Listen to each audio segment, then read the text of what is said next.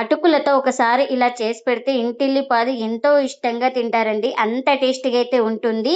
ఈ రెసిపీ వచ్చేసి ప్రతి ఒక్కరికి నచ్చుతుంది. ఇంకెందుకు ఫ్రెండ్స్ ఆలస్యం, ఎలా చేయాలో ఏంటో అనేది వీడియోలోకైతే వెళ్ళిపోయి చూద్దామా మరి. ముందుగా ఒక మిక్సింగ్ బౌల్ అయితే తీసుకొని అందులోకి 1 కప్పు అటుకులు అయితే వేసుకోవాలి. ఇంకా వీటిని ఒక 2 సార్లు శుభ్రంగా వాష్ చేసుకోవాలి.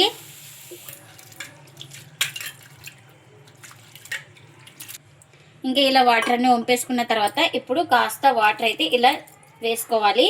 ఒక 3 స్పూన్ దాకా వాటర్ అయితే వేసుకోవాలి. ఇంకా ఇప్పుడు మూత పెట్టుకొని ఒక 10 నిమిషాలు పక్కన పెట్టుకుంటే మనకు అటుకులు అనేది సాఫ్ట్గా నానుతాయి. ఇలాంటి బౌల్ అయితే తీసుకొని అందులోకి ఒక 2 స్పూన్ల దాకా శనగపిండిని అయితే వేసుకోవాలి. 2 స్పూన్ల దాకా బియ్యం పిండిని కూడా వేసుకోవాలి.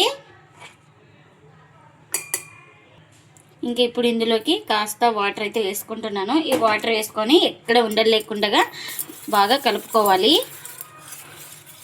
ఒక పేస్ట్ లాగా చేసుకోవాలి. చూడండి ఇలా ఎక్కడ ఉండలు లేకుండా ఈ విధంగా అయితే కలుపుకోవాలి. ఇంకా ఇప్పుడు దీన్ని పక్కన పెట్టేసుకుందాం. ఇంక ఇప్పుడు ఒక 10 నిమిషాల తర్వాత అయితే చూపిస్తున్నాను చూడండి. మనకు అటుకులు కూడా బాగా సాఫ్ట్గా నానిపోయినాయి కదా. ఇప్పుడు ఈ అటుకుల్లో ఇలా కలుపుకొని ఇప్పుడు ఇందులోకి చిన్నగా కట్ చేసుకున్న ఉల్లిపాయ ముక్కలు, అలాగే పచ్చిమిర్చి, టమాటో ముక్కలు ఇవన్నీ వేసుకోవాలి. ఇంకా ఇప్పుడు ఇవన్నీ వేసేసుకోవాలి.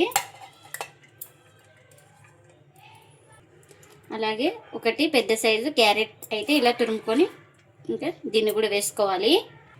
ఇంకా ఒక ఆలుని అయితే ఉడికించుకొని పైన తోలు అయితే తీసుకున్నానండి. ఇంకా దీన్ని కూడా ఇలా బాగా స్మాష్ చేసుకొని వేసుకోవాలి.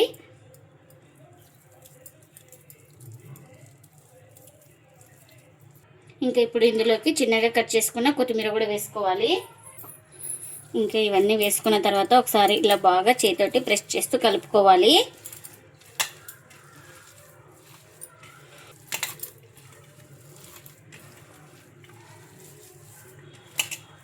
ఇలా మొత్తం బాగా కలుపుకున్న తర్వాత ఇప్పుడు ఇందులోకి రుచికి సరిపడినంత సాల్ట్ కూడా వేసుకోవాలి. ఇంకా ముందుగా కలిపి పెట్టుకున్నాం కదండి శనగపిండి అలాగే బియ్యం పిండి వేసుకొని ఈ బ్యాటర్ని కూడా ఇందులోకి వేసుకోవాలి. ఇంకా ఇవన్నీ వేసేసుకొని మొత్తం బాగా కలిపేసుకుందాం.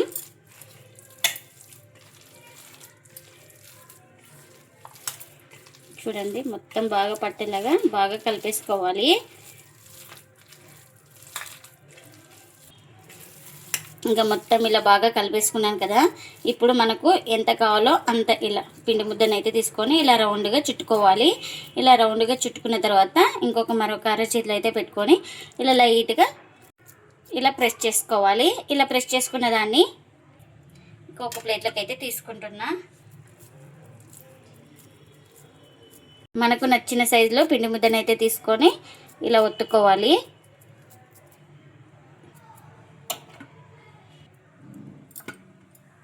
ఇంకెన్నైతే అన్నీ ఇలానే చేసుకోవాలి. ఇక్కడ ఆయిల్ కూడా పెట్టేసుకున్నానండి. ఆయిల్ కూడా హీట్ అయింది. ఆయిల్ డీప్ ఫ్రై ఏం లేదు, షాలో ఫ్రై చేస్తున్నాం కాబట్టి కొంచెం అయితే వేసుకున్నాను.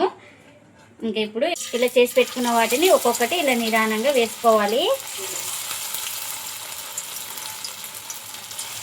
ఇంకా కడాయికి ఎన్ని పడితే అన్ని వేసుకోవాలి. ఇంకా ఇది ఒక సైడ్ బాగా కాలిన తర్వాత మరోవైపు అయితే టర్న్ చేసుకోవాలి. ఇంకా ఇలా ఒక సైడ్ కాలిన తర్వాత మరోవైపు అయితే ఇలా టర్న్ చేసుకోవాలి. ఇంకా వీటిని అటు ఇటు తిప్పుకుంటూ మంచి కలర్ వచ్చే వరకు అయితే ఫ్రై చేసుకోవాలి.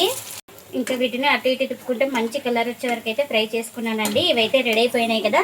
ఇలా రెడీ అయిపోయిన వాటిని ఇంకొక ప్లేట్లోకి అయితే తీసుకోవాలి. ఇంకా మిగిలిన వాటిని కూడా ఇలానే ఆయిల్లోకి అయితే వేసుకోవాలి నిదానంగా. ఇంకా వీటిని కూడా ఒక సైడ్ కాలిన తర్వాత మరోవైపు అయితే టర్న్ చేసుకోవాలి. ఇంకా ఇవి ఒక సైడ్ కాలిన తర్వాత ఇలా నిదానంగా మరోవైపు అయితే టర్న్ చేసుకోవాలి. ఇంకా వీటిని కూడా రెండు వైపులా బాగా కాల్చుకోవాలి.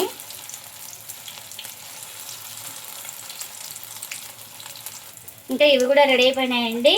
ఇంకెన్ని అయితే అన్నీ ఇలానే కాల్చుకోవాలి. అటుకులతో ఎంతో టేస్టీగా ఉండే ఈ రెసిపీని వచ్చేసి మార్నింగ్ బ్రేక్ఫాస్ట్ గాను ఈవినింగ్ స్నాక్ గాను ఎలా అయినా తినచ్చండి. చాలా టేస్టీగా అయితే ఉంటుంది. చాలా క్రిస్పీగా కూడా ఉంటాయండి. మనం దీనికి సాస్తో కానీ సర్వ్ చేసుకొని తినచ్చండి. నేను ఇక్కడ ఉత్తవి అయితే చూపిస్తున్నాను మీకు. తక్కువ ఆయిల్తో ఈజీగా ఫ్రై చేసుకోవచ్చు అండి. చాలా టేస్టీగా ఉంటాయండి. ఇవైతే ప్రతి ఒక్కరికి నచ్చుతాయి, అంత టేస్టీగా అయితే ఉంటాయి. ఇంకా చూపిస్తున్నాను చూడండి, చాలా బాగుంటాయండి. లోపల ఎక్కడైతే పిండి లేదు, మనం మంటను అడ్జస్ట్ చేసుకుంటూ కాల్చుకోవాలి, అప్పుడే లోపల దాకా బాగా ఫ్రై అయిపోతుంది. మీరు కూడా తప్పకుండా ఒకసారి ఈ రెసిపీని ట్రై చేసి మీకు ఎలా వచ్చిందో కామెంట్ అయితే చేయండి ఫ్రెండ్స్. ఇదండి ఇవాల్టి వీడియో. ఈ వీడియో కనుక నచ్చితే ప్లీజ్ లైక్ చేయండి, షేర్ చేయండి, కామెంట్ చేయండి, అలాగే లైక్ చేసి సపోర్ట్ చేయండి friends. Thanks for watching. By by.